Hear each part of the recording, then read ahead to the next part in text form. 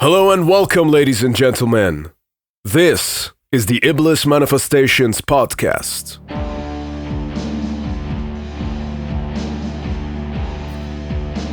This channel features lengthy off-limits conversations with various different artists and entrepreneurs, predominantly from the underground metal scene. We take deep dives into the topics of life, music, spirituality, and take insight from a variety of thought-provoking perspectives from personalities who you don't often hear from in a mainstream settings. I am your host, Cheyenne, and I was originally born and raised in Iran and currently reside in the UK. I am the frontman and founding member of the black death metal band Trix, who have been active since 2009. The band originally started in the Islamic Republic of Iran, where such type of music is banned as well as a punishable offense. You can check the band's pages for any updates on tour dates as well as new music. I am also a personal trainer and an online fitness coach who specializes in people achieving the best versions of themselves physically and mentally. Having been someone who was once extremely out of shape and overweight, I find it to be my duty to be able to pass on the information and knowledge which I've gained to help others achieve the same transformation. The Iblis Manifestations Podcast also features a variety of solo episodes where I discuss personal experiences and anecdotes in a very candid fashion, covering everything from mental health, spirituality, philosophy, and even paranormal experiences. This is the Iblis Manifestations Podcast. To support it, be sure to subscribe to the channel and visit the link in the descriptions. It's great talking to you, Cheyenne, really. And best of luck to your endeavors for this podcast. I think it's a great initiative.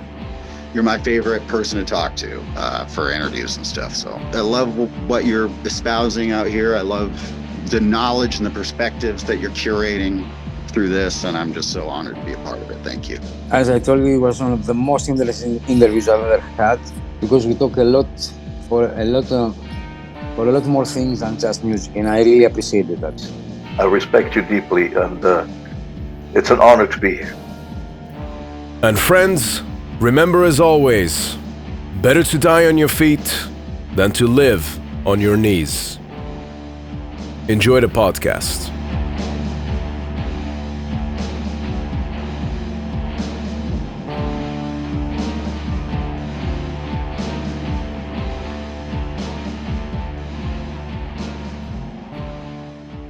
There we go. Paul, Mr. Paul Riedl. Paul Riedl. Welcome to Iblis Manifestations. Nice to meet you, Cheyenne. Thank you for having me here. It's my honor. You guys absolutely fucking crushed it earlier. Thank you very much. That was a hell of a set, man. Thank you. Yeah. How does it feel when you look out into the crowd? I don't know if you do look out into the audience. I luckily can't really see so far. I'm nearsighted. All right, okay. So it's actually a kind of a comforting blur. I just see like a large fuzz that's either interested or disinterested. And so, like, you know, I especially love any venue with a balcony. I really like to, also, when I sing, my throat is up a bit. So if it's all down here, every picture is just up at my neck, you know, or my double chin or something. When there's a balcony, even with my glasses off, I can feel the people and see the people, you know. And then, you know, I'm not like a showman, right? I've only, in the past few years, had to get to the point where there's a lot of people at a show, you know what I mean? I've been in bands for over 20 years, you know. Black metal bands, funeral doom bands, death metal bands, noise bands, you know, punk bands. And nobody gave a shit about a single one of those bands beyond like 80 to 150 people at a show, until Blood Incantation, and specifically until Starspawn came out. That was, you know, it's almost 10 years ago now, but it still seems very recent to me. And so my whole life was totally contented just to be playing in a basement or, you know, obscure bar. I didn't like stages. I didn't like space. I wanted, like, my original black metal band, Leech, from like over 20 years ago. When we would tour, we played as a three-piece facing the drums. And we actually, in 2007, we stopped using mics. And so I would do the vocals just, you know, Well, like just scream it into the crowd kind of thing? But at the drummer, you know what I mean? Right. Just kind of berserker style. Wow. And so that's a pretty unique idea. At the time it was, and I will say some of my friends' bands we'd played a couple shows with in 2007, 2008, Leech disintegrated around 2008 and kind of petered out very passively until 2000, I think our last show was 2010. But there are bands that we played with in 2007 that saw that, and then we went away, and then this band becomes kind of known for playing without mics, and they're a power trio, and they play 20-minute black metal songs. You know, they were my friends, but I definitely saw this happen and was like, what the fuck? Yeah. But it's fine. And anyway, this is to say that only when Starspawn came out did we ever start seeing a group of people. And so part of the advantage of not being able to see is that I don't get like a stage fright or a nervousness or something like this. And I only got stage fright twice, and once was in 2010 in Chicago. You ever heard of this place called Reggie's Rock Club out there? I think that name rings a bell. It's a pretty classic spot. Actually, our front of house person Cheyenne in the U.S. she works there, and so I played there, you know, a lot in a lot of different bands. Sure, and got it. The first time I played there, it's like a 500 or 600 cat people, and it was the most people I'd ever seen at any show. Because when I was like 20, I would not go to a show that was big enough to have 500 people at it. I was like, that's mainstream, you know what I mean? And so I was like, the first time I saw those people out there, I was like, whoa, that's kind of crazy. But then one time on my first European tour in 2012, Jeff and I's old band was this black doom band called Velnius. It's kind of like folky. Velnius, yeah. Okay. It wasn't our band. We joined the band as live members, and then we were on their second album, Rune Eater, from 2012. But we haven't been in the band for they've continued long since. They're on like Eisenwald Tonschmied from Germany. Okay, yeah. And anyway, Velnius was opening for Agalloch on their first European headlining tour in 2012. And we played this venue in Hamburg called Markthalle, which is a kind of famous spot. There's a big room and a small room. And we actually played in both rooms. We played the small room with Campfire in 2012, maybe 14. And then we played the big room with Agalloch 2012. But that was the most people I'd ever played in front of. And I was kind of having a micro panic attack in the backstage. And their bass player, Jason, was basically like, what are you fucking doing? What are you complaining about? Like, go out there and play. Like, why are you so high and mighty that you get to have a panic attack because there's all these people who came to see you play the music that you believe in? And I kind of was just put in my place about it. And those are the only 2 times I ever had stage fright. But I also, you know, I can't see, so it's easier both ways. But the only reason why I even like kind of brought that up is just because like I don't know if you saw the little video that I took of the crowd, but like literally, I was just like looking at the crowd at one point, and all you see is. I did see it. Yeah, it was kind of overwhelming. We haven't caught up. We all have access to the Instagram. But usually our buddy Mario at our management company runs that stuff because we don't, you know, it's so annoying online. You know, I don't want to, anyway. But I was trying to repost these story mentions or whatever, and it was like a crazy amount. I was like, holy shit! I think I reposted 20 or 30, and I barely got down into the mentions. You won't, man. So yeah. Well, this is the thing. You got to remember. I always remind myself of this after shows and after, you know. Because you're in a band too. Yeah, Tribex. You're the singer.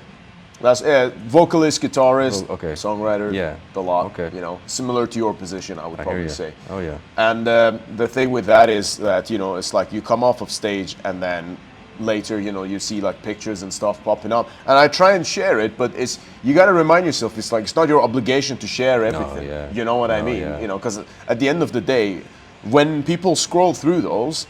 When they see on top that there's a lot of stories, they start going like that. So it's kind of like, you know, you can just like it that, and you know, as appreciation that people are sharing it's nice. Your band around and stuff. But tell you what, it's interesting talking to you, man, because I really get this vibe that you're kind of you're a true character musician, meaning that I'm a true character. Yeah, no doubt about that. But what I mean by that is that I can tell that you're kind of. I don't want to use the word elitist. Well, because it's kind of a corrupt word, but I can't think of like a better word for it. I think I certainly have been an erudite elitist in my past, where I was extremely strict about what was and what wasn't acceptable. And like I said, 20 years ago, I was absolutely this guy. I wouldn't go to your band if you. I disowned my friends' bands because they reissued their first album with a barcode in shrink wrap. Like literally. Wow, okay. I would like. Wow. We would send my band was like notorious, dude. We were like literal little terrorists up there in Oregon back in early 2000s. Yeah. Because if a band we didn't like was doing something weird, we'd send them dead animals, or allegedly. You know what I mean? And like a band, let's say a record label we really, really liked would repress their originally super cult 500 copy LPs or something as a shrink wrapped barcode, etc. We just would burn all of our shirts. We would pee on them to extinguish them, put them in a spray painted black box with our return address on it, and write some pissant little note in it, and then put our stamp of our tape little mail order on it, and then mail it to them, and just be like, we're fucking done with you. But also, I'll come back to this in a moment, but the people do this to me now, because Blood Incantation is so popular and so everywhere. And it's like, there's barcodes and shrink wraps and social media. We have an app. We made a movie. We all this crazy stuff, right? And so I get a lot of this in return. My karmic debt is constantly being repaid by people truer than me. And it's totally fine. I accept this as part of the circle of life, as part of my karma. However, I destroyed my life from like 19 to 25 about this. And we lived in like my band, we all stopped. We used to have a straight up badass situation, man. We had a house on the corner in a fucked up ghetto neighborhood with meth heads everywhere. We're the only white people on the block. We have shows in the basement. We have a half pipe in the backyard. We have chickens, ducks. We have a fucking screen printing press in the basement. We have a tape distro, a mail order, a zine library. We bootleg tapes of shows we would go through. We had 2 hearses parked outside of this dilapidated house. This is, 20 years ago. But we would, if your band was booked at our house, which we were very strict about, only black metal, doom metal, and noise. The only death metal bands that ever played were my old band, Total Darkness, my original death metal band, and that might have been it.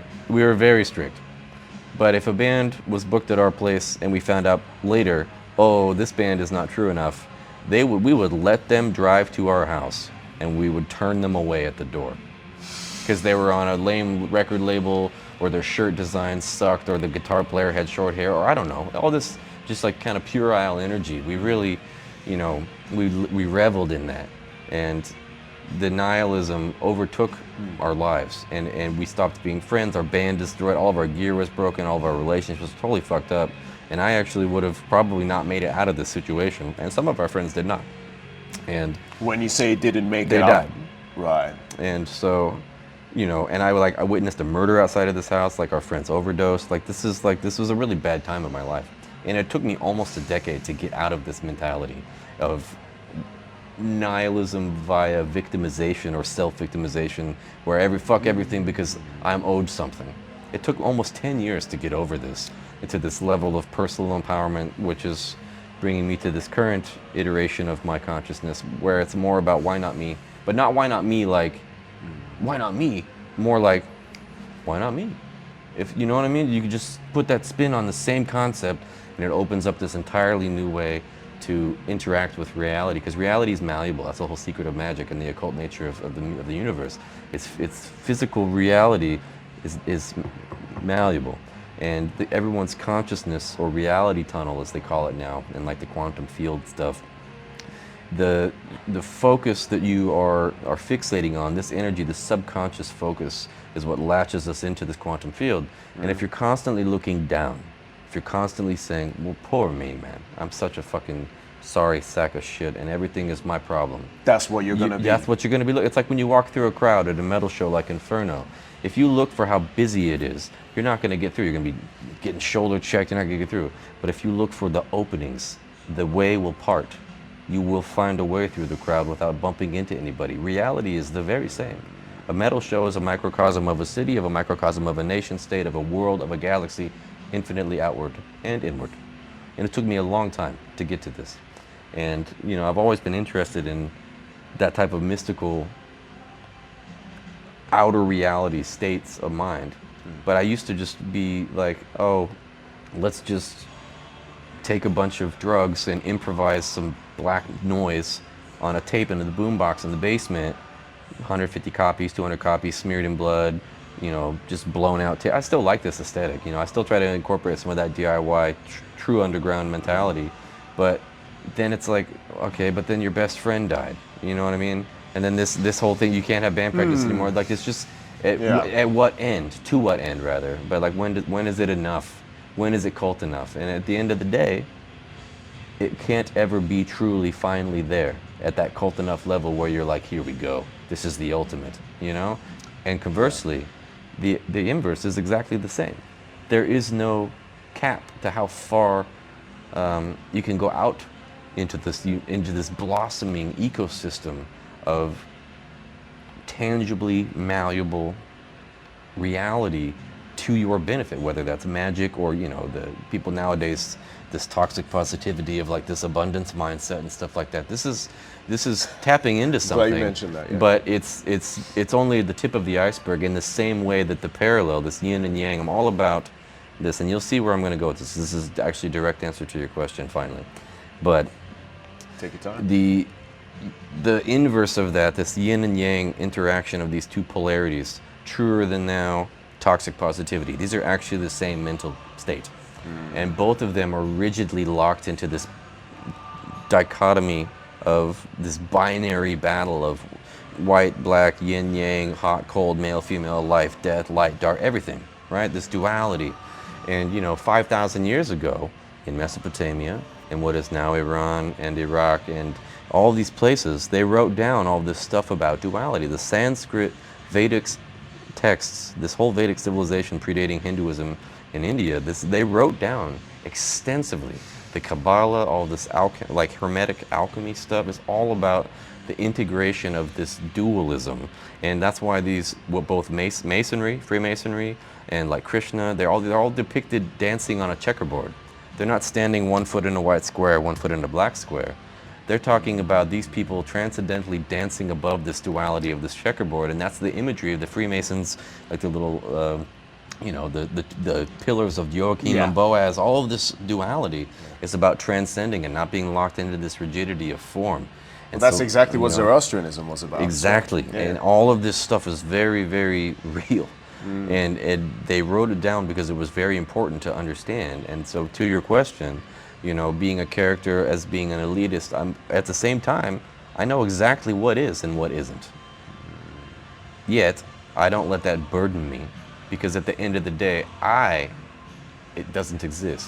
And my knowing of what is and what isn't is only subjectively real to me. And this egotistical shell of a person that is out here in this microcosm being like, here's what's going on. The truth is, the cultist black metal demo in the world and the most positive self-released private press new age tape from 1976 are the same energy, just different expressions, different shades, a human shade of this consciousness. And again, there's the inverse of both of those extremes. If you just tilt the parallels to this way, then you get toxic positivity type of new age mentality, and also ultra cringe commercialism of extreme metal. These are this wheel ever turns, you know? And it took me a long time to come to terms with the fact that to be an elitist is almost, it's like if you were to make a meme out of it, it's like a yin-yang where one is based and one is cringe, but there's based in the cringe and there's cringe in the base. And it's constantly moving. It's not a static image to depict it, you know? I'd like to quickly interrupt this episode for the following message.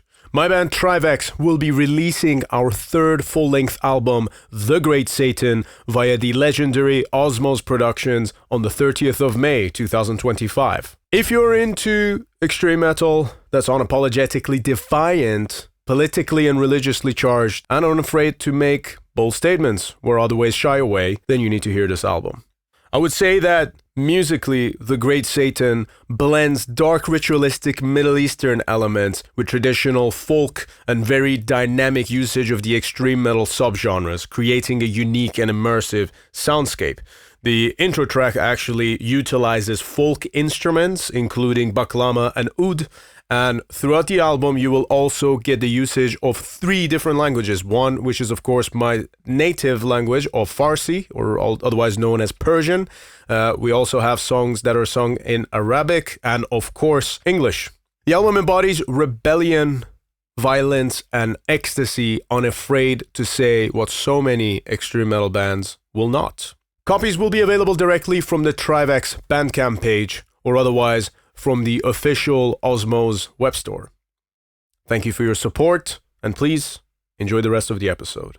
And so there's a really good, I actually have it saved as a screenshot on my phone since like 10 years. And it's just a screenshot from a video game in 1992 Super Nintendo game. And it's just this little monk dude, and it says, "Your life is a joke, but you don't even laugh." And I just think this is so zen. This is so perfect, encapsulating, you know, the ultra seriousness. I respect the seriousness, but past a certain point, you go far enough east, you do end up west. And after a certain level of seriousness, you become silly. After a certain level of, you know, I'm a silly goofball, but at the same time, I am resolutely serious about my art and what I'm trying to do. And this is all to say, the elitism is for me to enjoy. It's not for me to espouse, because my reality tunnel doesn't need to be on anyone else's. What I think is true or false about any band or concept, whether it's a religion or a philosophy, a piece of gear, architecture, design, all these things are my subjective reality tunnel. But my expansion of my consciousness and my archiving of that reality tunnel, that's my chance to be elitist about what I get to do and do not do. For a band like Blood Incantation, a death metal band is not allowed to make a 70s cosmic music album. That's not okay. It's not going to sell well. It's the most anti-commercial stance that a band like Blood Incantation could make, to make a record like Time Wave Zero, hot off of the press of Hidden History of the Human Race, which has got us on magazine covers, far beyond what we thought. We thought Starspawn was a tremendously successful record. That was the most I'd ever experienced anything like that. It was the first time anybody was ever asking us to take pictures or to sign stuff, or bringing us our old bands and be like, "I have your demo from back then, can you sign it?" You know, all this stuff that I still do as my own cringe person, going to a band being like, "Hey man, I'm sorry, I'll get out of your hair in just a second, please." Sure. You know. Yeah. And I don't want to do that too often, but I also do it to people, which means that I am not in a position to not let people do it to me. That's the hypocrisy of this contradictory thing. It's like, I used to be, like my buddy Jeff, the bass player for Blood Incantation and Spectral Voice, he was also in Valnius. I actually don't remember the day that I met him, but he does. And it was at that show at Reggie's in 2010. It was Valnius on tour with Alcest and some Clad in Darkness, our buddy Casey, who was the original Spectral Voice vocalist band. We all played Reggie's in 2010, and little bracket, by the way, mentioning Spectral Voice. We actually played a show together back in 2019. Where at? In Leeds. Do you remember that festival? Yeah, at that kind of punk spot. Yeah. It's cold as hell. We were there. It was very fucking cold. Yeah. What was that band? So that was. I'm gonna tell you now. I think 9th of December 2019, or it was definitely December. Yeah. And that, because I remember. But your band, what band was my yours? band? Oh, Trivex. Trivex. Yeah, my usual band. Yeah. Did you play in Ironbird? Did we? Did you play in Ironbird? Ironbird, no. What did you play? I will have had my LTD Eclipse at that show. Which room did you play in? The one that Grave Miasma played in? No, the other one. The one that Spectral played in? Yes. Shit, man. It's a little while ago, and I looked different. You know, I had a few pounds on me still. I had a lot more hair. You know what I mean? So, sure. But that was a cool show, I think. I remember that quite well, because I think that was, Ro from Grave Miasma. That was his last show with It was. Yeah. So, I remember we took this big picture out at the end of that. That's right. And he's in Adorier now still, and he's also in some other new band, or maybe new old band. Yeah. We'll probably see him soon, I think, actually. Yeah, hopefully so. He might come to the Incineration Festival we're playing, but because this one is a fest, we had no guest list, so I don't think we have guests for that. But we'll be back in the UK in the fall, so at the least we'll see him then. Well, we're actually playing Incineration as well, so it's gonna be fucking sick. Well, I'll see you then. Okay. Yeah, absolutely. Are we playing the same day? Do you know? It's all at the same day anyway. Is it all the same day? Yeah. Incineration's like all one day. It's got to be multiple venues then, right? 4.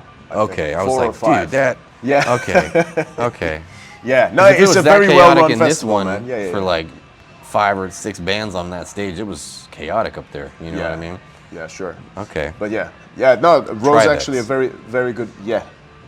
Tribex. Okay. That's right. Well, I'll be there. I'll see it.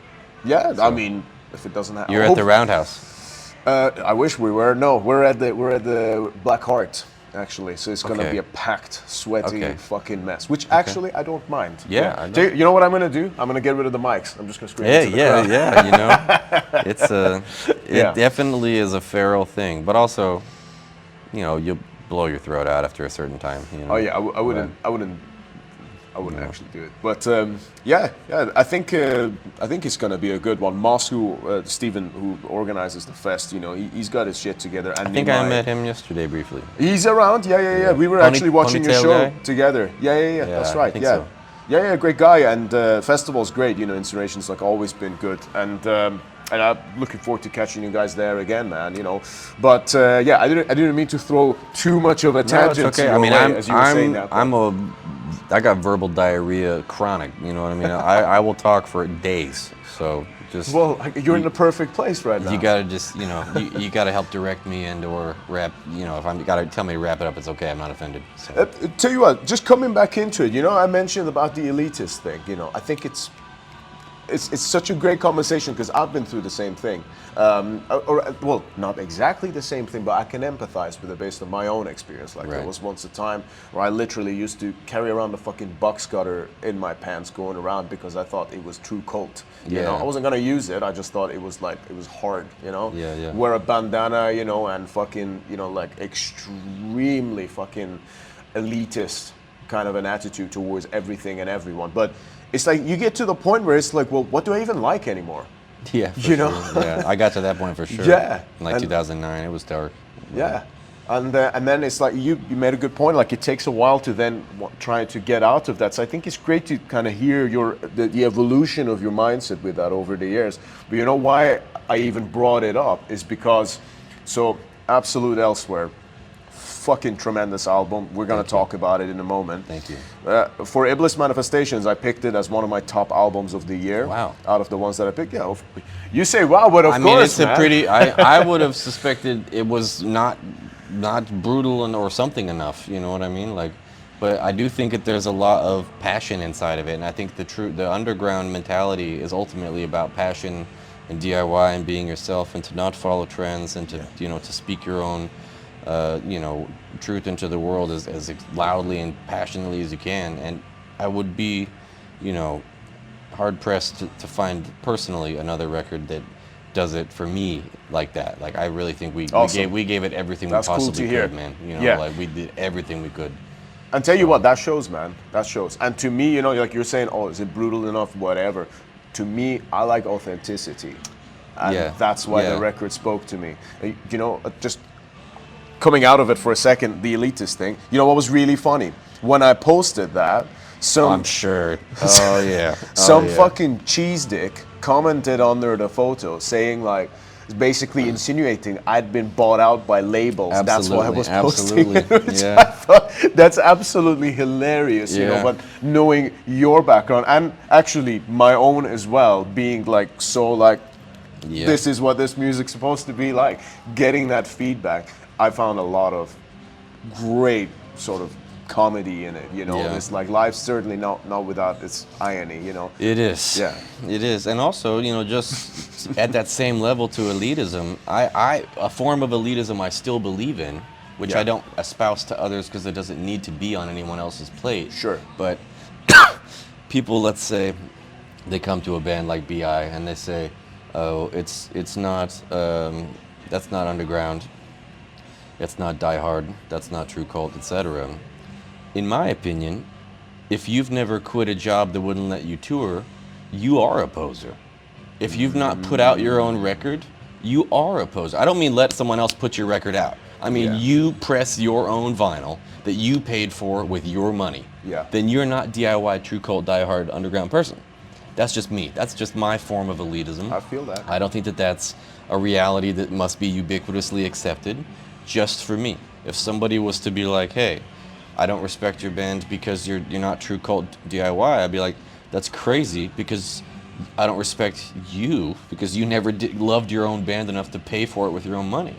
And it's actually, in another same way, this is why we get a lot of shit for wearing Blood Incantation shirts on stage and in photos and stuff like that, and just in life. But I made this shirt because I wanted it to be looking like this. I wanted to wear a shirt that looked like that because I believe in it. And I believe, personally, subjective elitism, that if I wouldn't wear something or listen to something that I made, I have no right to just expect other people to do that. That's totally hypocritical. 100%. You know what I man. mean? Yeah, yeah. And like, let's say you never made a zine. That's not underground. I made a zine. It was called Void Swimmer. 2 issues. But all cut and paste. And it was elitist. It was we had some scathing shit in there, but we also tried to do the thing, as was the style at the time, with like, Horrible Eyes or Kaleidoscope or Oaken Throne. These bands that didn't really talk shit on stuff they didn't like because they just didn't give it a forum. They only focused on stuff that they really thought was worth the print, because the cost to make it is, you're poor.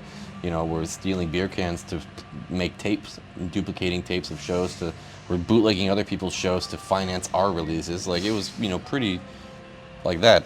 But that's my type of elitism. It's like, if you really want to put your money where your mouth is for the true die-hard mentality, you need to live for your music. You need to live for your art. You need to sacrifice your personal comfort and time and money and your energy, ultimately, to make it happen. And whether that's putting out your own vinyl, putting out your own tape, dubbing your own tapes. And I still dub some of my own tapes, but I certainly take advantage of the tools at my disposal now, and the time and convenience of just getting a pro press tape. Maybe I'll get the tapes pro dubbed, but then I photocopy the covers or I stamp them. I just something to get myself involved in the manufacturing, because I don't really like the look of the paper when they come from the plant. I don't really like the way that the even rasterized text will be pixelated on a CMYK graphic or printed in black and white. It just blurs it a little bit. I like a toner of a Xerox. I just like what I like. And that's a type of elitism that I think is, maybe it's not even elitism, it's just like a nerd thing. I think it's more connoisseur behavior or approach to music, which I think it absolutely, especially in the case of extreme metal, I would dare say there's not enough of that. Absolutely. Yeah. And I love when bands do that. Even if I don't like a band, if they do shit like that, I respect the band, even if I don't care about its music. And it's like, that's another thing I had to grow up to learn, that just because you don't enjoy something's result doesn't mean that you have to disrespect it. For sure. It took forever to 100%. learn that, Yeah. And that's something I get all the time in my DMs, whether it's about my physique and my portly dad bod and my fucking old man mustache, my double chin, my bald ass head, my lack of riffs, my too many riffs, my too many start stops, my not enough start stops as the other album. I get this shit on the daily in my DMs, dude. It's crazy. I go in there like once every 2 or 3 weeks just to see what's happening. I just peruse and I'm like, Jesus Christ, man, get a grip. And it's like, it's only dudes, by the way, ever. But well, it's dudes that are made feel uncomfortable by your success. Yeah, or even not even even this happened even before BI really kind of blew up. I mean, I guess I can't say that because, people always like your old record more. They always like your old band better. They always think your first tour was like it's just it's a personal type of that approach, one I find that one a little triggering actually. Yeah, because it's like when we did our so we're only just releasing the 3rd full length, The Great Satan, which Osmos are putting out at the end of next month. Oh yeah. Yeah, it should be cool, man. I'll share it with Please you do. sometime.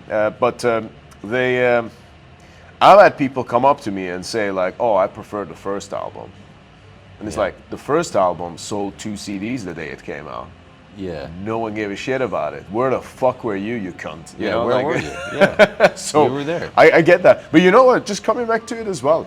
I love what you're saying there about, I think that's the correct attitude to have, is that you've got elitism for yourself, that's the standard that you set. My standard, yeah. And it's not necessarily something that you espouse to other people, so you have to think the same as me. Exactly. And you know what? I think a lot of religious people could take a few pages out of that book as well. Some people did see that and we're like, wait, we can make a lot of money with this. Well- We should tell everyone this is the way to do it. you Sure. know? Yeah, absolutely. But I think that, like, because I could be going around saying, oh, unless you're in a Middle Eastern country and you risk your life playing this music, It's a lot then more you're extreme. not cult enough. Absolutely. You And know, I would empathize with that position. Yeah. Personally. You know what I mean? And that's Sure. why I also don't espouse, like, for a band like Blood Incantation to be, I think a lot of the flack we get is because it has to be death metal. And I think I have no qualm whatsoever with any person being like Blood Incantation. It's not a death metal band, because to me and everybody in Blood Incantation, death metal is a vehicle, along with funeral doom, black metal, space rock, prog, ambient, krautrock, neo-folk, all this other stuff. Yeah. It's a vehicle to express a deeper idea, which permeates through these little subdivisions or subgenres of ideology and style, which we like. And obviously, we lean very heavily, most predominantly, into death metalisms. But to us, Blood Incantation is about music. And originally, demo era, like over 10 years ago, because Blood Incantation was the first band where I was really able to play. And we actually I'm the weakest link in this band. What do you mean by that? Where you were really able to play? Like as a guitar player. Okay. Because all my old bands, black metal bands, funeral doom bands, drone doom, all these, it was much easier guitar music. But I've always really liked crazy guitar parts like Morbid Angel and Voivod and Later Death and stuff, like this stuff that's like just super, not overtly complex, but does not shy away from complexity. Because I do believe extreme music should have a certain level of extremity to convey itself. And but at the same time, some of my ultimate favorite stuff is the really primitive shit, like demo death metal. You know what I mean? That's mostly what I was subsisting off of for the first 15 years of being in bands. It could never be primitive enough and raw enough and simple enough. And I still believe that the riff itself, like I know, I used to be the opposite, where the atmosphere was most important. And it could be any riff, but how you play a riff can really change its atmosphere and like all this other stuff. I think Tom G. Warrior being the prime example of that, actually. Exactly. But now I'm like, it is really actually the riff that's most important. And like, then you can put all this other nice stuff around it. Yeah. But if you take all that away, you need to still have this spine of a legit riff. And I probably realized that when I was 25. So I'm 38 now. And so, around, I guess 23, I started my first actual death metal band, which was this band called Total Darkness. We just did we were going to do a 7-inch, 2 songs, and the 3-song demo, and then the guitar player, this was in 2009, and then in 2010, the other guitar player, my buddy Joel, moved to Oklahoma because he got a girl pregnant, and then the band just disintegrated, and then less than a year later, I moved to Colorado and began a totally new chapter in life as a session musician in somebody else's band, where I didn't write, I didn't contribute, I wasn't driving, I didn't have any aesthetic contributions. I was just helping to bring someone else's reality to fruition, which I thought was a really valuable learning experience. I was in the band for only 4 years, but just now, right before I saw you, I was talking to PJ from Campfire, who we did 2 European tours with, and I hadn't seen him in 11 years, and it was like a day hadn't passed at all. And the last time I was ever on a bus like that was with Campfire, in 2014. And then I was in a position where I had Spectral Voice at the demo rehearsal level. We didn't have a complete lineup. Blood Incantation had recorded Interdimensional Extinction, our demo, in 2013, and had Damon from Stargazer and Mournful Congregation play a session bass. But it took over 2 years to finally come out.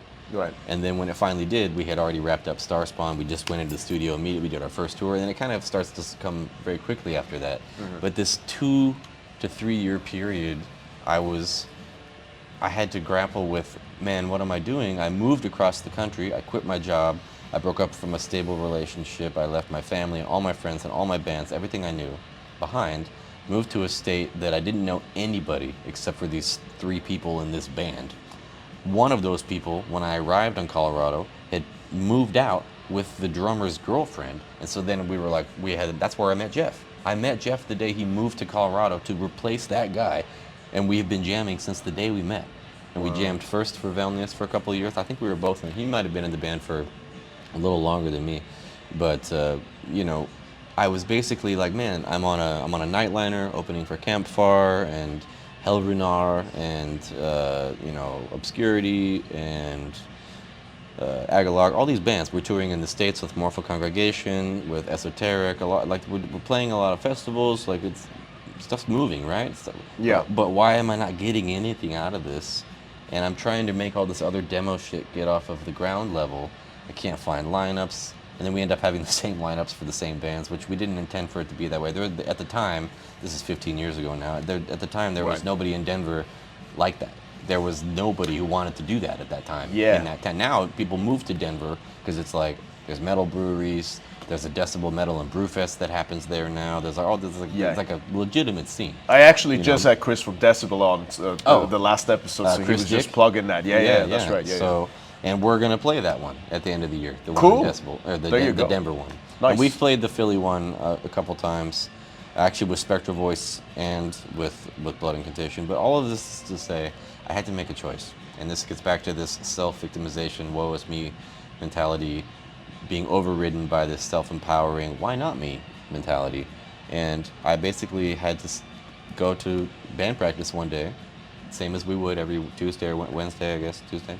I don't remember now. Well, I love the mentality of like it's just looking at life from a different perspective of life doesn't happen to you, but it happens for you. Yeah, you have to change it. If you really want it to change, and I did, I was like, I'm literally on a nightliner opening for one of my favorite bands, but I just feel so empty about it. It's like a black hole of just this like, why isn't this cool? Why am I so dissatisfied? Like I'm having fun at the show. I like this music. It's great. Everything's nice, but there's this quintessence missing. Where is it? And ultimately, I had to realize that is because I had something different to offer, which was not to help some other guy's reality manifest, but to help this guy's reality manifest. And I basically quit that band, went to these other Spectral Voice and Blood Incantation practices, and was like, I'm doing this 100%. And we stopped having auditions, because like I said, these bands did not have complete lineups. We were trying other people. We had people audition for bass and second guitar for both Spectral and BI. And we basically said no more. We are going to do this one way or the other. That's why Damon got involved, because we're like, I'm just going to call Damon. Like, he'll do it, you know? I think we were on tour with Velnius and Morpho Congregation. We were on tour in 2012. And I had known Damon since 2011, because my old Funeral Doom band, Merkstav, another band that was culter than thou, we played 2 shows outside. Culter than thou. Culter than anything. It was so extreme. It was so That's extreme, great. dude. That's great. Love and it. we were all about it. We had demo tapes that looked like Nihilist demo tapes, which was like a kind of a different aesthetic for a Funeral Doom band. Sure. But like, we recorded all analog on tape. And then, everybody wants to be in a cult band, right? Everybody wants to be in a Therkothan or a funeral or a disembowelment type of band, until it's your fucking band that breaks up before you record, and then you and your best friend are the only people who smoke in the band, and you're not smoking together at practice. You don't even speak during the recording sessions. And then it takes over 2 years for that album to even come out, so the band has been dead for 3 years. And then the record label collapses, so 70% of the records never get sent out, and so now it's a $50 or $100 record for 10 years. Yeah. Everybody wants that on paper until it's your music at the fucking chopping block. It's your friendship that's being crippled. It's your shit that's going down this drain, And it was just so miserable. Anyway, all this is to say, I met Damon back then, 2011, when Merkstav opened for Mournful in Portland on their first US tour. And then 2012, we're doing this tour together, and I'm still trying to get this stuff out. I literally have a Walkman on the tour, and I'm listening to tape, like a riff tape, just like riff. And I had this little tiny drum machine that I could plug in with a 1/4" to 1/16" inch adapter into my stereo, and you could make it go like just like tempo. Yeah. You couldn't change tempos. You couldn't do anything unless you paused the tape on the receiver, like in my stereo, not a 4-track, just the stereo, straight in through the auxiliary. Pause it, dial it up, and then do another 4 or whatever, and then I would go back over it, and I would record the first guitar, and then I would record the harmony, and I have these little ideas, and that's fucking awesome. It was like really slow. That's how the first 2 or 3 BI songs were actually written. And I was showing Damon this Walkman, being like, hey man, could you fucking what do you think about this? Because you're like a super cult, legit death metal guy. Would you be able to help me? And he's like, no problem. This is sick. Like, let's call me when you got something for me to help. Because that was sort of the early inception of it all. Yeah. And me and Isaac were looking for another guitar player for almost 2 years until we met Morris. And we even tried to have 3 guitarists back in 2011, like Time Ghoul, one of our favorite bands. And we met Morris randomly at a party in Boulder, Colorado, where there's no metal guys. That's where Isaac is from. And Morris was just the only, actually he came into a pizza shop I worked at first, and he had like an Iron Maiden shirt on, which in Boulder, Colorado was like a revelation. Right, okay. You know, it'd be like, holy fuck, you know? Yeah. And so I was like, here I wrote down my phone number, my old bands, my new bands, all these bands I was trying to do, like all this stuff, and I was like, let's jam. Never saw him again. And then he was probably like, who the fuck was that guy? I was just trying to get a slice of pizza, you know? And then we randomly run into him at a party where he's just the only other guy in this like frat party in Boulder wearing a leather jacket, and of course the 3 dudes with leather jackets have to go hang out in the corner. You know, everyone else is partying over here, and we're like, yo, so like, you know, this demo, yada yada, like, well, you know, and then boom, it was immediately decided. This has to be him. It's not a matter of, I should say, we've only in the past 10 years come to realize, but it's not a matter of who can play the parts, because technically anybody can play the guitar in a band like BI.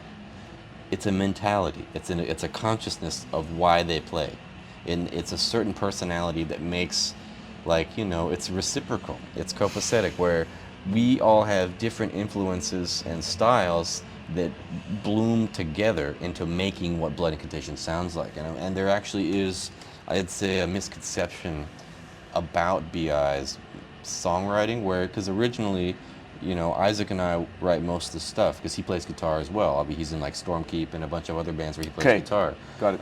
And I actually met him playing guitar in a band called Stoic Dissension, which is kind of a black doom band, kind of like almost like Deinonychus from Italy meets Dark Space, like really heavy, like almost funeral doom, death doom, but like black metal atmosphere. What was the name of the band again? Stoic Dissension. Okay. Pretty cult, actually. Sure. I was. So that was the band that you met him through. He was in that, and I was in Vilnius, and then I asked him if he wanted to be in a funeral doom band, because I had another band that I was trying to get off the ground called Abysmal Dimensions, which is also more or less since died, because my buddy Jory died in 2009, and we wrote this song together in 2007 that is still one of the best funeral doom songs I've ever heard, for my taste, my subjective elitism of what I like about funeral doom. Got it, yep. And someday I'll record it, because it contains the first riffs we ever wrote together, and I really believe in this music. We actually played at Killtown Death Fest in 2019. It's the only show we ever played. But you were saying about there's a misconception about the songwriting. About the songwriting. Blood Incantation. So he writes, like on Starspawn, he wrote Chaoplasm. On Hidden History, he wrote Awakening from the Dream of Existence to the Multidimensional Nature of Our Reality. And on the new album, on the maxi single, he wrote the title, The Obliquity of the Ecliptic. Okay. And on the new album, he wrote The Stargate. Like these 20-minute songs he's writing. Oh, really? He writes the guitars, wow, okay. and he plays the drums. Yeah. And so I like that song a lot, because obviously it's got a lot of different sort of phases to it, you know. And that's the drummer wrote this. Yeah. And so people are like, how can a drummer write songs? Well, it's because he's a musician. He's not simply a drummer. You know, he plays guitar. And but I also like how diversified the guitar riffs are, because you've got some of like the more like caveman shit there, you know. Some. I mean, and then you've also the only riff I wrote on the Stargate is the one at the very end, the Open the Stargate riff. Oh, really? Every other riff Isaac wrote, but I wrote most of the message, and then Morris also he typically would only write the acoustic interludes. Like on Starspawn, he wrote Meticulous Soul Environment, and then on Hidden History, he wrote the Mirror of the Soul at the very end, and you know we'll throw in some riffs in between there. But for the most part, like I wrote Starspawn most of the songs, and then we finally start writing together on Hidden History. Yeah. And then Isaac writes the whole B-side, you know, this 18-minute song, and then on the maxi single, the Luminescent Bridge, Isaac writes the A-side, and Jeff and Morris write the B-side. I only played synths on the B-side, and I only wrote the lyrics for the A-side. I did write one riff on the A-side. It's another very Morbid Angel sounding riff, with like this kind of Domination era clean vocal part on top of it. But some of the other riffs I really liked on the latest one are some like very kind of Chuck Schuldiner, sort of like cusp of symbolic and sound of perseverance with the fifth harmonics kind of thing, you know? That's my style. I really like that. That's like the Starspawn song is like, that's my, that's one of mine. Can never go wrong with it, you know, especially when you got both guitars. There's like it's like almost like a vibration that unlocks when you kind of got, you know, when you just go down like one string up, 2 frets down. It's just like, it sounds power. so nice. And actually, I do think if you like that stuff, the new stuff we're writing at home right now is almost like because like there's a lot of speed metal in Blood Incantation, and like a lot of like just heavy metal, you know. Sure. And so you're already writing new stuff. Yeah.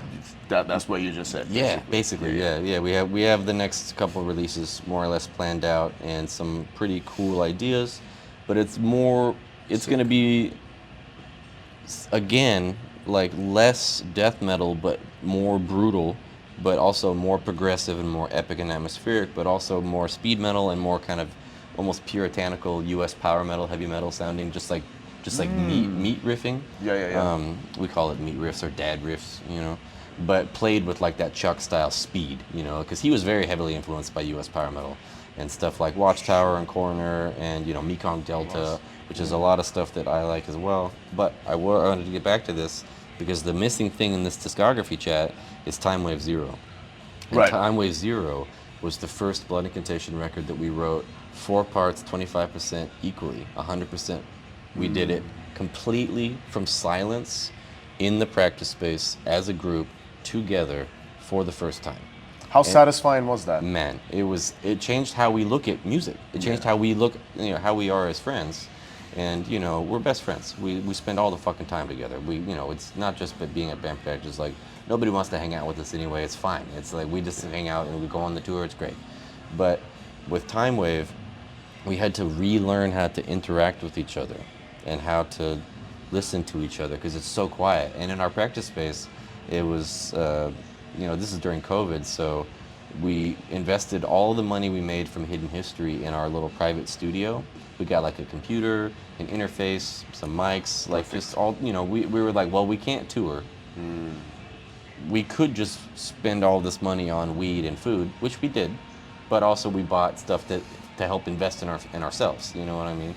And like, sounds a lot like what beginning of 2020 was like for us as well. Yeah, you know, so we just wanted to make it like, we wanted to make it, I don't know what we were doing. It was really exploratory and in a really powerful way, man. And also, and our practice space is not insulated, so every other band that's practicing is banging through the walls, and we're just in there like bleep, bloop, bloosh, you know? But luckily, we're going direct in, and it's not coming. Actually, before we got the computer for like a year, actually during 2020, I don't think we bought the computer until 2021, maybe the end of 2020. But we just played our synths through our guitar stacks. And it just like hella line noise, hella treble, like it was crazy. And then like, you know, when your cell phone gets a text and it bleeps through the speakers and all that shit, you know? All that sound, you know. But when we finally got a computer, we could have our headphones on and we could listen. And then we bought a PA so we could run it direct into the computer out through the PA so we could talk to each other while we're playing and recording. And that was a true revelation. We were like, holy mackerel, this is what we should do. And we spent another year doing that, and then we made Time Wave, which is written. It's not improvised, it's not piddling around, and it's recorded just like Starspawn and Hidden History, which is to say, complete takes, 4 people playing with both hands at the same time, live in a room on tape. There's the only overdubs on Time Wave Zero is the acoustic guitar, because he had to, you know, get a nice mic sound on it, and so we're all in there. But what I mean to say by this is that it split our lids open as far as what we think of when we think of each other's music writing, and then we used that. That's why I kind of took a big step back for Luminescent Bridge. that was the first record I didn't do the layout for. My buddy Gabe did it, and that's why it looks a little kind of spacey. Because I do all the layouts, I did the logo, do all the lyrics, I do the design stuff, the shirts, all this. The logo's fucking great, man. Thanks, man. I really like it. It's like it's just perfect, you know. I really like it, but it's also I don't want all logos to look like that. I don't want another band. I just wanted it for what I was trying to do. Yeah. Hey, just a quick moment of your time. For the past 3 years, Iblis Manifestations has been entirely self-funded. This means that every subscription fee, every piece of equipment, all of the travel expenses have come out of my own pocket. Over time, people have asked me how they can support the podcast, and to be honest with you, up until now, the answer's been pretty straightforward, and that is simply spread the word. But now, there's another way. I have set up a Patreon account where followers of the podcast will be able to make monthly donations to the podcast, and this will help cover the costs of streaming gear and basically everything else that goes into making this show. This isn't about making a profit, and to be completely honest, it's not about breaking even either, because that's certainly not been the case for the last 3 years. However, if you do find value in the conversations that we're having on this podcast and wish to help them forward, then you can now support the show. Just head to the link in description and hit the Patreon button.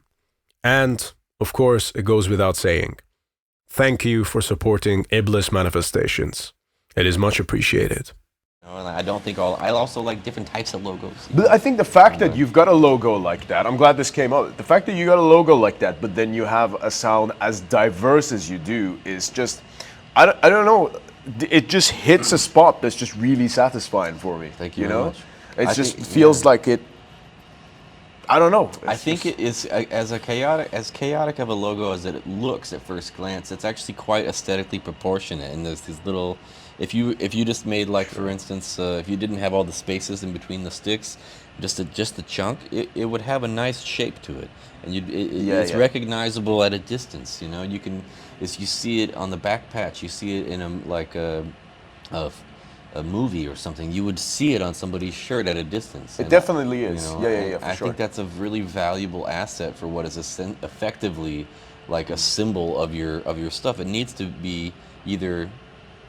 I think BI actually succeeds at both, because it's esoteric like this, and you're like, what is that? I don't know what that says, because it's impenetrable. It's like this huge fortress of sticks or whatever. Well, and it's your subconscious that's understanding and reading. Yeah, exactly. But yet you can recognize this shape somehow. So how can it be impenetrable and yet identifiable at a glance? And so I think I just really liked it. And like it's an invite to adventure. I think so. I think that's a good metaphor for the BI experience as a you know. It's not telling everyone all adventures have to be that way. It doesn't, like Blood Incantation doesn't want any other band to worry about having to be BI. But we want to see how far and how crazy and weird BI can go. Because it's just for us. We're not trying to say, this is how bands have to be. Death metal bands need to put out ambient records. Your shirt has to look like this. You should fucking have a skullet. You know, we don't do that. Like, it's just for our vibe. We really think it's fun for us to have it in our little way, and you know, again, I'm gonna backtrack just slightly, but when I was initially getting this concept together with like this, you know, ancient Sumerian, Anunnaki, kind of blood sacrifice, mystical vibe. Okay, right? so I wanted to go to that area. That was okay. So please, well, I really wanted it to come out swinging. I wanted it to be like a logo like that, a name like that, lyrics and song titles like this, really intricate, spindly, needly riffs and, you know, compelling melodies, but also these weird atonal spastic parts, all this stuff combined, mixed with this sort of mystical essence, which is both primeval and occult and also futuristic and sci-fi, because that's the nexus in which humanity finds itself. That humans are the Blood Incantation. That's what the concept is based on. And like, whether it's through magic or, you know, like a deity or any alien or technology, we are made manifest through some occult or sci-fi ritual type of evolutionary something or other that brings humanity from the flesh or from the ether into the flesh.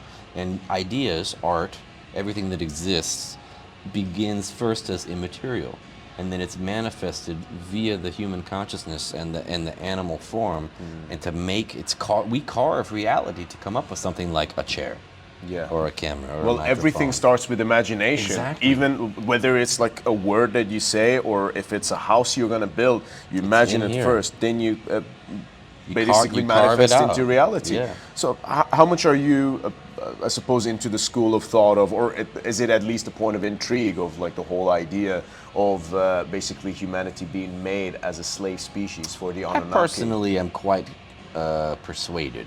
I love it as an idea of an intrigue, but I certainly think that there's more evidence leaning that direction than to the contrary, or as any religion on earth espouses, besides the most ancient ones, like, you know, Zoroastrianism and like, you know, ancient Sumer, and, you know, even like I said, the Vedas. I'm fascinated by the Srimad Bhagavatam For and sure.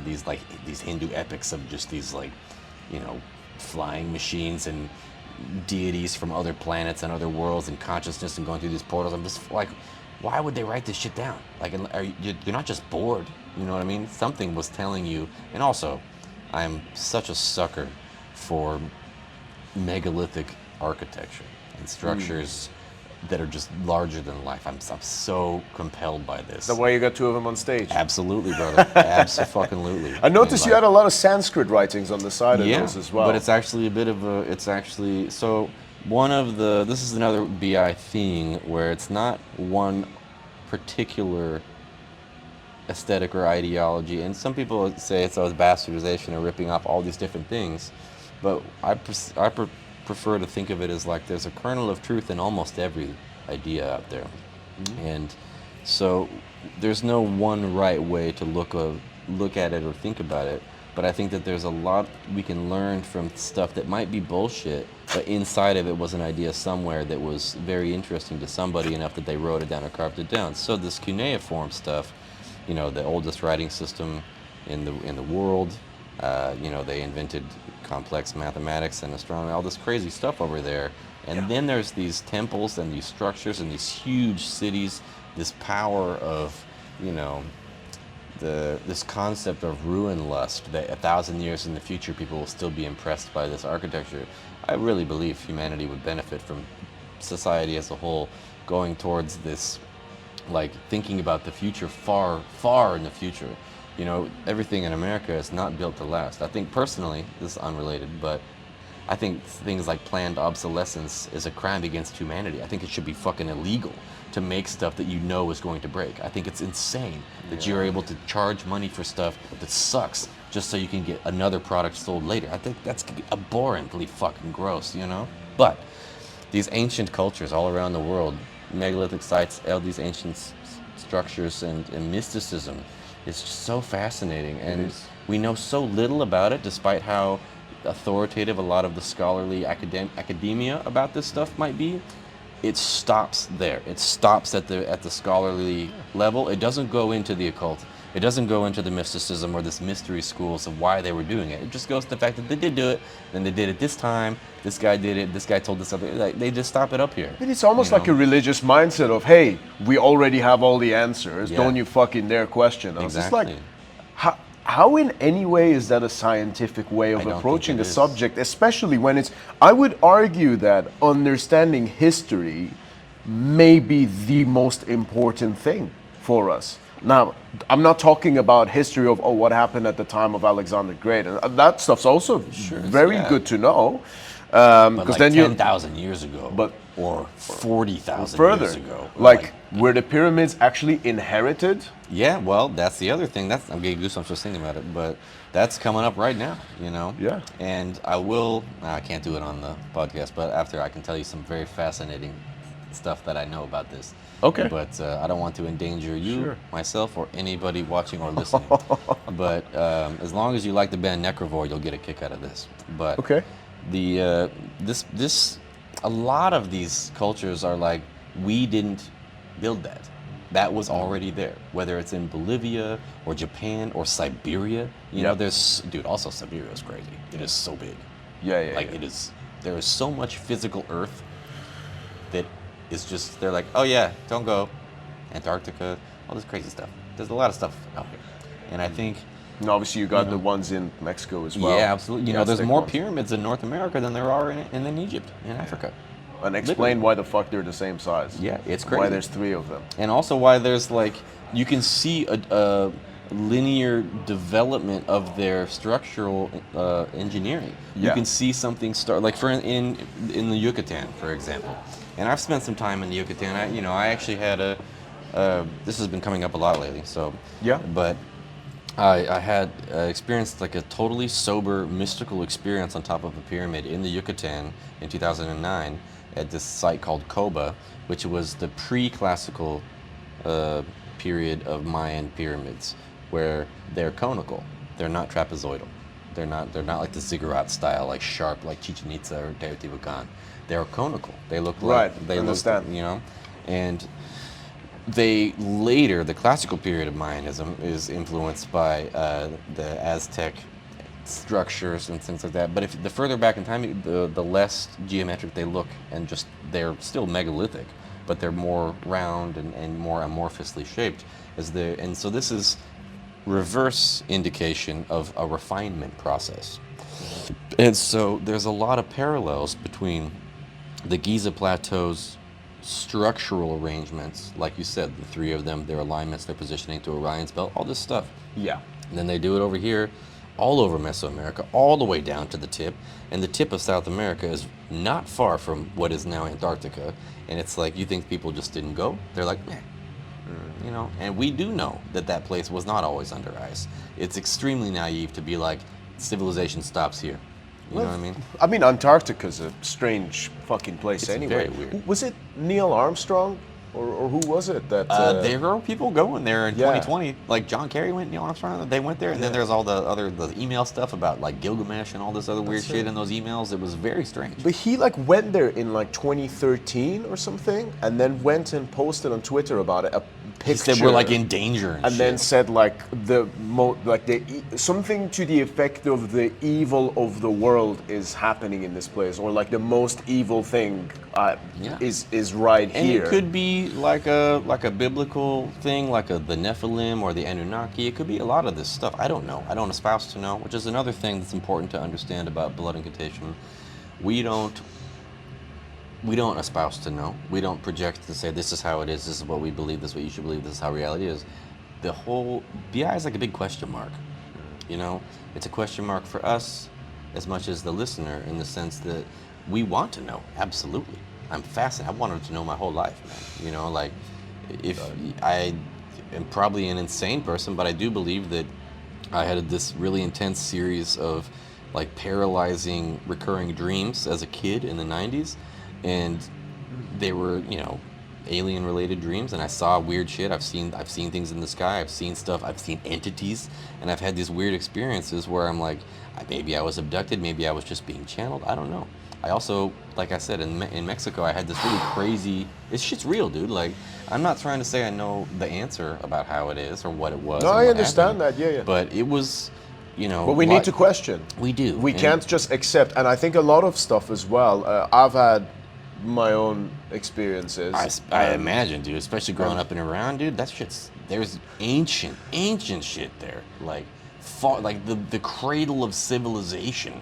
And, it's, at least in the West, people dismiss it as just like, oh, it's just the desert, It's like, bro. I think this is the thing that, but I've got experiences growing up in Iran, like I remember seeing this thing that was like, I kept calling it Qul, which means beast, or like, and it was like this thing, like a figure floating on a cloud at the top corner of the room, and I was sleeping on the floor here. Yeah, I remember, and I remember it kept pointing at me, like it kept doing that, I've never been as scared in my life as I was at that. I've had a couple moments like that, like when you're awake, nothing's that scary ever, like death's not that scary, Yeah, But I think that, can't say I've experienced it like that, but the thing I'm trying to get to is that I've also had experiences, paranormal ones, whilst being in the UK, okay? And UK, again, old land, who knows what the fuck's happened there. And there's a lot of history of, Wiccan magic and all kinds of other stuff you don't know. There's like something like over the ground there. I literally feel like there's like a field that you walk into, you've got Stonehenge and all the other stuff. Yeah. The thing that pisses me off is when we live in a society that it's down to whether you believe in something or not. How about we just question it and find out the actual truth? Yeah, let's go down. Let's find out. Yeah. So I appreciate that approach with Blood Incantation. And we just want to know. And yeah. also, this is analogous to the music itself. Because we're not saying, again, that this is how death metal or metal should be for any other band, but we are on a journey at the whims of what Blood Incantation's music is taking us on, as much as anybody listening to the band. Like, the Blood Incantation's final form has yet to reveal itself to us. You know what I mean? We might have quite a methodical approach to it, and you know, we're typically operating at about 3 to 5 years ahead of what is visible in our activity, because it takes a lot behind the scenes to coordinate what we're trying to do. But that doesn't surprise me, by the way. Yeah. Well, I mean, it takes a lot. Yeah. And it's not accidental. Like that, you know, even whether it's the color palettes of the albums, the song formatting, all these types of things, integrating various elements to gradually expand the concept. We say this every day, but you know, you have to build the pyramid one brick at a time, and that's what we're trying to do. We're trying to build something really crazy that we don't know the shape of. We are simply compelled to build it. We have to do this thing, and where it takes us, you know, we knew that our third record would be an ambient record, and certainly a part of that is that it's very funny to be a metal band and do something like that because people are so predictable. You know, we knew people would be upset. It's not like a trolling thing. It's just that people are so predictable, and I think that that's really a sad cliche in and of itself, to be an alleged free-thinking metalhead or alternative person in an extreme music subculture that is so easily corralled by another person's actions. I think it's totally crazy. And so we get a kick out of it, but also we love that music. Like when I met Isaac, and it's like, you're in a funeral doom band, and we both are wearing black metal shirts, and we both like these very obscure Morbid Angel songs that, you know, at the time, like a record like Formula's Fatal to the Flesh had never been released on vinyl when we met. You know, it finally came out on vinyl 2011. You know, and again, in 2011, you could buy an 80s Morbid Angel tour shirt for $28 on eBay. I bought several of them. You know what I mean? And nowadays, these are like $400 or $500 shirts, and I was like, that's crazy. Don't live that life. That's very bizarre. That's a fetishization and over commercialization of something which fetishization. Fetishization. But you know, it's just so strange. But anyway, we were like, oh, so you also like krautrock. You are wearing a Magma shirt, I'm wearing a Tangerine Dream site shirt, like in 2010. By the way, congratulations on that collaboration. I'm a huge fucking fan of Tangerine Dream. It's a really cool dream come true. Yeah. It was like, I literally cried in Thorsten's studio when he played that back to us, because I was like, dude, this is, I could feel physically, like I said, reality is malleable. And I could physically feel timelines converging, and we're in the mire of it. And I was like, this is so overwhelming. Like, I can feel reality bending around what's happening with these 7 people in this room right now. This is crazy, you know? And now we're in a group chat, and we're just, that's cool. You know, he's like, we were gonna maybe hopefully see him in Berlin here in a few weeks, but they're on tour. It was an honor to witness that reality bending. It was an honor to witness it as well. It was crazy, man. Also, I mean, Tangerine Dream, I don't think, you know, well, they do get credit, but obviously if you want to source them back to, you know, obviously the original founder, you know, you're talking about like essentially like the origin of electronic music, like, as we speak. And these guys were all trained by like these avant-garde minimalist composers, like you know, Stockhausen, and like they were all worshiping guys like Eric Satie and these kind of minimalist, like modern classical types of guys. And nowadays, you know, tons of black metal bands are making like chamber ambient, kind of ritual ambient modern classical music. You know, Neofolk has a huge crossover into this. But not death metal. Like that, like black metal can do it. Funeral Doom can incorporate these elements. They can incorporate goth. All these bands, every single true black metal person loves Dead Can Dance and shit like this. You know what I mean? Sure, yeah. Like Euronymous was literally killed listening to Klaus Schultz Cyborg. What an album, by the way. What an album. Yeah. It was Time Wind. No, dude. I think. I promise. Yeah. It was because I always heard it was maybe Time Wind, and I knew it was some Klaus Schulze thing. But then in some book I had read that it was Tangerine Dream or something like that. But maybe, I guess it would have been 7 years ago, more than 6 years, because Hidden History came out 6 years ago. But Håkan, I think his name is, the True Mayhem collection guy. Finn Håkan yeah, that's right. So he posted the actual. He was just in the disc. lobby actually, just as you Shit. came in. Well, I'd like to meet him. He's Yeah. got some cool stuff. Nice guy. But he posted the actual disc that the police took from the record player from his apartment. And he posted it online being like, there's been some debate about this. This was the last record Euronymous listened to before he died. Then I'm pretty sure it was Time Wind, because Dude, I think... promise, because it was, Sure? I guarantee it, because... I need a producer here to let's fucking pull find it out, up. let's find out, you know, and it's because when Yeah. it was an 80s pressing of it, of Cyborg, not the one with Klaus and the red. It's the one with, like, it almost looks like Hidden History with this little kind of alien figure. It's like a bluish green cover, and it has a different Matrix label from the Cosmic Music original pressing of it. Okay. And that Matrix label is what I designed the Hidden History and Time Wave labels after. It's like a Brain Records Matrix label with the font and everything. It's like it's based off of this exact fucking cool. 82 pressing Nice. of Cyborg. And I actually only finally just a couple weeks ago bought the original first Cosmic Courier's pressing of Cyborg, which has the classic yellow and red 70s labels. But it. I only finally got that because I was like, I've got the one that I need, even though it's not the first. I really do like having first pressings, especially for old stuff. But That's it's a killer album. it's so good, and it's so crazy. And then also, speaking of mayhem, you got the Klaus Schulze. Klaus Schulze and Konrad Schnitzler founded Tangerine Dream with Edgar Froese, and then when they quit, Klaus goes and does Asherah Temple with Manuel Gottsching. Konrad Schnitzler becomes a solo artist, and Edgar becomes the main guy from Tangerine Dream. But then Konrad Schnitzler is the guy who made the intro to Death Crush for Mayhem in 1986. And shit. And that Yeah. that's literally the dude from Tangerine Dream. It's so I didn't know that dude, connection. I'm telling, it's so crazy. That's fucking... And then it's like you would think on the original pressing of Death Crush tape, it says in typical kind of that over the top flamboyant advertising that everybody would do back in the day. It's like when he would write in letters and promo papers like exclusively composed for Mayhem by Cosmic Guy. That's not what happened.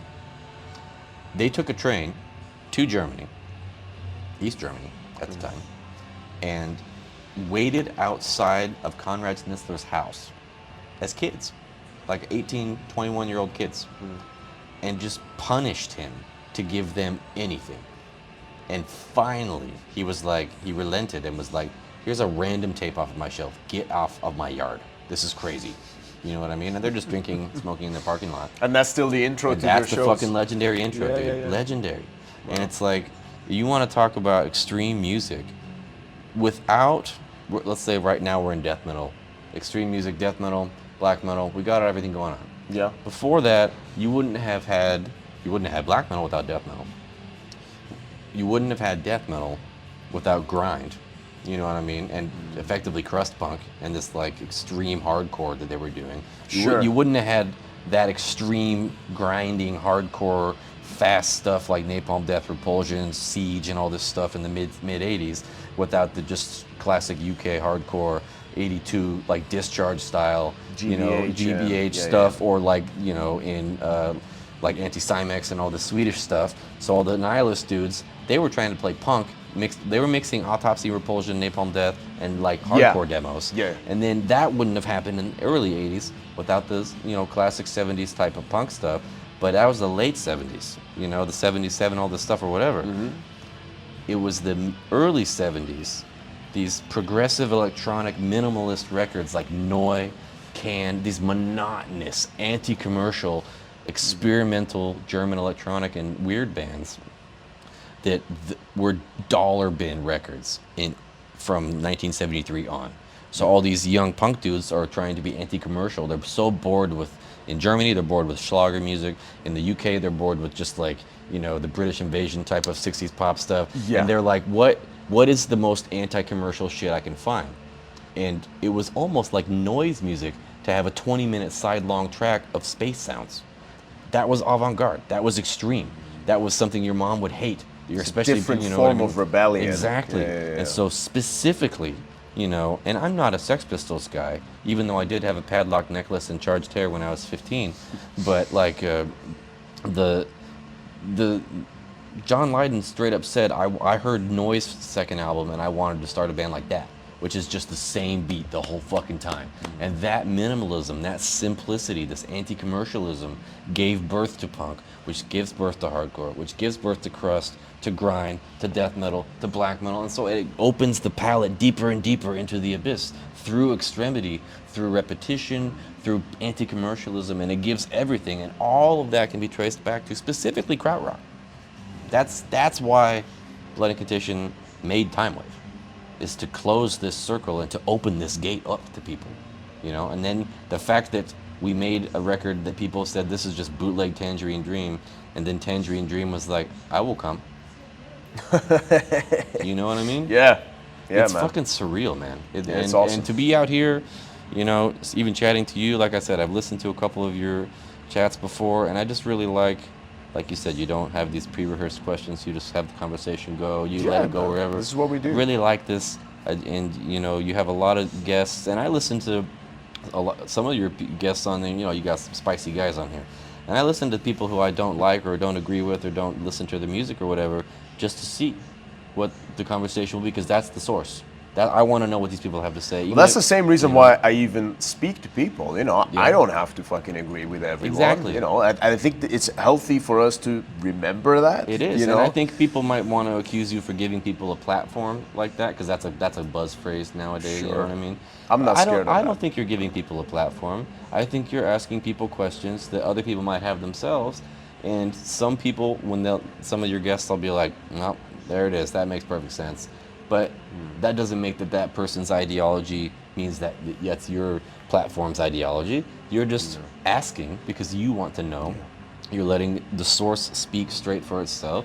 And that's, you know, I'm not going to patronize you by calling you a journalist, but that is what journalistic integrity is to let the source speak, you know what I mean? And it's like that, you know, it's really interesting, I think, that to have that type of approach for whether it's a podcast or YouTube or anything. I just really like it. And that's what it reminds me of, like old zines where it's not, hey, when did your band form? Who are the members? What are your demos out? You know? Yeah. These crazy, like one of my favorite zines, two of my favorite zines are kind of contemporaneous, but Nico Scorpio from Thergothan's zine, Hammer of Damnation, which you can see starts as pure death metal, gets a little black metal, starts getting into like goth and dark wave and electronic and industrial, starts having people like, you know, Neil Folk and these weird experimental post-industrial types of people in there, a lot of electronic stuff. And in the US, Stephen O'Malley's zine, Descent magazine. And both of these zines were some of the first to not be cut and paste and to really let the people speak about random philosophical bullshit as I'm spewing all the time, but also having sort of a biting commentary on it, whether, like, let's say they get somebody in their zine that they're like, man, this person is a total buffoon. This is an arrogant blowhard spewing utter bullshit, whether it's like racial bullshit or egotistical bullshit or whatever. Yeah. They'll let them speak it, and then they'll wrap it up in their commentary as the editor and be like, clearly you can tell this person yada yada, blah blah blah. Anyway, back to the music, here we go. And I really liked that. I really thought that was so cool. I don't like these extremely pointed interviews and questions in magazines or shit that's just like, what makes you play death metal? It's like, oh, come on, man. Like, this is crazy. You know, like there's so much more to life, and it's really deep. And again, not one right way to do that. Just that type of elitism is one that resonates to me, to be like, this is a good way to go about this. I don't want to read an interview that's like, when did you form? What is your lineup? What is your discography? You know, If I may draw a parallel between Iblis Manifestations and Blood Incantation, I would say that it's the fact that I'm just curious and I just want to know what's up. I would say absolutely. That's what that's all about. There we go, man. And you know, we don't know, but I would like to. And until then, we will continue to try to find out. We're not trying to say this is the way you got to go. This is the way other people should do it. Don't care. Let everybody do their thing. Many things people do, I think sucks. I'm not gonna waste my time being like, that was lame, you know? Because in this time it takes me to say, this is lame, I could do something that I think is not lame. And that's what back 20 years ago I didn't know. And 15 years ago, when I destroyed my life through fucking nihilism and self-pity, you know, I didn't have the initiative to make sacrifices to my own comfort or my own interest, to manifest my actual dreams and to really try to find out. Yeah. And it's like when I say we don't know what Blood Incantation's final form is, we're not going to wait. We're going to find out. But we're not going to force it. We have to. It's actually kind of like a weird, like a ride or a rocket or something that's like we are like trying to hold on to it as it's being like, oh man, yeah, here we go. You know what I mean? I guess what we got to do is do this type of crazy thing now. And oftentimes, you know, getting back to that meme I mentioned earlier about your life is a joke and you don't even laugh. Sometimes that's a great quote. You know, dude, yeah. it's that's good shit. I look at it all the time, and it's this little 2D pixelated fucking 16-bit monk just sitting there. It's all it says, and I don't even know what game it's from. I think I used to, but yeah. Basically, we have to be careful what we joke for because again, the universe is malleable. Reality is changeable through thought. And when you make jokes about stuff, the thing about sarcasm or other joking is that eventually you start to mean it. And then once you start to mean it, you get trapped into this weird thing. Bruce you know? Lee said that. Yeah? He said that, like, if you might say shit about yourself jokingly, like negative stuff, or like, oh, I can't do this, or I can't do that. It said that your subconscious doesn't know that you're joking, yeah. And it will actually start to believe that bullshit that you're feeding into it. And it's like looking through the crowd. If you see it as too crowded, you're not going to get through. But if you look for the openings, you will find the way. You know, it might take you a long roundabout way, but you will get there. And that's something I really believe, man. I think also our brain doesn't know, like you said, when we're joking, but also it's always on. Yeah. It's like the NSA just listening 24/7, and it's reinforcing whatever you're feeding it. And again, you don't want to just be some delulu toxic positivity dickhead where you're like, everything's fine. That's just sticking your head in the sand. That's not taking accountability for your position at the nexus of your reality tunnel, converging to every other possible variant that's happening. Because in the quantum, the whole thing is that it's all simultaneous. Every possible variable is happening somewhere, sometime, in some way. Also, and we're kind of jumping around between them at all different times. The fact of the matter is also that it's all time relevant. So meaning that you have to make decisions. You do. Okay? So you know, like what's crazy is that it's the thought that everything is a butterfly effect. Everything. The smallest of fucking things. Every single thing. It's like a quantum butterfly effect. Yeah. Everything. And it's the fact that it only moves forward, you know. So this is something that I've kind of like come to the conclusion of. It's like a little test, right? Okay. Since the beginning of time, we've been going forward. Check this. That's the only time since the very beginning that will ever happen. That moment with everything else happening at the same time. It's like that moment will never be the same again. No. And everything else that was echoing out from that instance, like this is actually a Blood Incantation lyric. The last lyric on Hidden History of the Human Race is human life is merely a mosaic of infinite parallel worlds. Hang on, oh my God, we haven't played this in so long. What is it? Human life is merely a mosaic. You have to do it in the proper vocal style, that's why. Human life is merely a mosaic of endless parallel worlds perceived by man as aimless chaos. But that's not true. It's all in the perception, which is another Blood Incantation thing. It's all in the perception.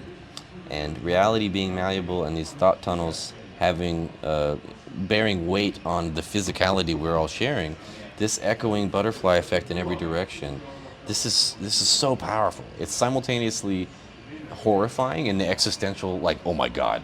But it's also super empowering because it's not that you're in control of all of this stuff. You can only be in control of how you're going forward through it. Yeah. You can only hold yourself accountable. There's no need to, it's the same whether it's elitism or morality, all that stuff. It's like, you can try to espouse this to hold other people accountable for this stuff as hard and long as you want. Yeah. it's not going to actually change it. It's the same as you can lead a horse to water, but you can't make him drink. Yeah. You know what I mean? Absolutely. You have to do it to inside to out. And the more it's resonance, consonance, resonance, dissonance, this shit's real. And if you're resonating, like right now, I kind of feel like we're kind of vibing in this zone. Like I think you and I have a lot of mutual understanding I think so. about stuff we haven't even gotten to yet. We don't 100%. even necessarily need to, but I can feel this kind of consonance between these thought patterns here. And it's the difference between an individual thought pattern and a collective thought pattern. You know what I mean? And this whole stuff. And I do think that there's an analog in extreme metal that is the voice of the soul, the spirit of this evolutionary impetus of questioning and this like will to understand and to make things happen, to explain to ourselves or to make some big why. But in the Zen, there is no why. There simply is, and it's in every direction, everywhere. It's that movie, Everything, Everywhere, All at Once. That's the now. It's just being. Yeah, just being. That state of quantum being in Hinduism is called Brahman. It's this whole omnipresent big breath of everything. And then at the microcosm, it's how neutrinos aren't touching.